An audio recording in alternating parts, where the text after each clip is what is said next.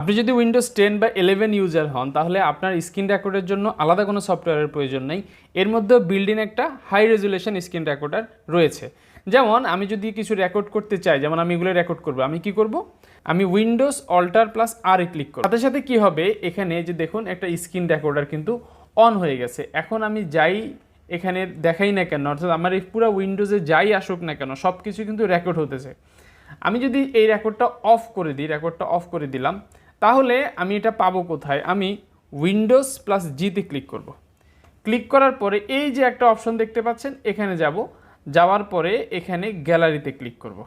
এখন দেখুন আমি এখানে যা যা এখন সিলেক্ট করেছিলাম, রেকর্ড করেছিলাম, সব কিছু কিন্তু এখানে শো করতেছে। এই যে লাস্ট যে রেকর্ডটা সেটা কিন্তু এখানে এই যে দেখাচ্ছে।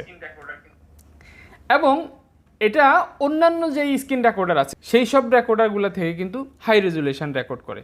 সো এর জন্য আপনার আলাদা করে কোনো ধরনের স্ক্রিন রেকর্ডের প্রয়োজন নেই।